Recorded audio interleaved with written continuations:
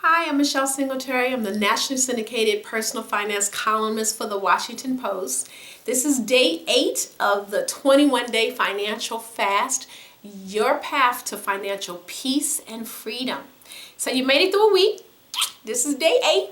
The salvation of savings. You see how I'm trying to do all the rhythms, the benefits of budgeting. That was yesterday. The salvation of saving. This is my favorite day. Oh, aren't you excited? I get all tingly.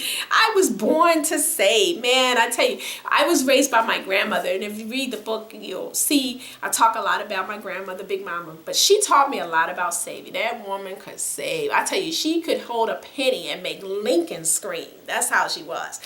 My grandmother taught me that no matter how much you make, whatever you get, if you get $1, save 10 cents. You get $10, save $1. I mean, she was adamant about the importance of every piece of money that crosses your hand. You need to save from it.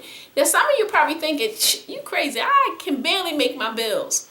You cannot afford not to save. I know that's a double negative, but listen, you've got to save. I've seen it done. People will tell me, oh, I don't have any money in my budget to save. And I tell you, I've sat down with hundreds of people and looked over their budgets. And except for maybe 1%, it is not true, they got some money to save. A single mother who's, not making a whole bunch of money, I helped her find money in her budget. Because there's places that you can cut to save. And you have to save. You got to save for that rainy day. And you know why? Like my grandmother said, because it's always going to rain. And when it does, you want to be sure you have an umbrella. And in this case, it's a little bit of savings. It could be $5, $25. This whole chapter, I talk about what it means to save, the importance of having an emergency fund.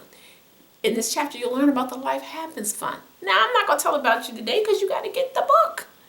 And again, I'm telling you, I'm not just trying to sell a book. I'm trying to help you get the peace that you need. You want to not have to be crazy every time your phone rings thinking it's a debt collector. When something happens, your tire bursts or something, you can have the money to get a new tire. I need you to do this. I need you to embrace this day, the salvation of savings, because I'm telling you, there were a lot of people who lost their job during the recession, and the only thing that saved them was their savings. I want you to have that. I want you to have that peace, that knowing that if something happens, that you can, live a little longer. You can get through it a little better if you have savings. That's today, day 8. Ready for tomorrow? I'll see you then.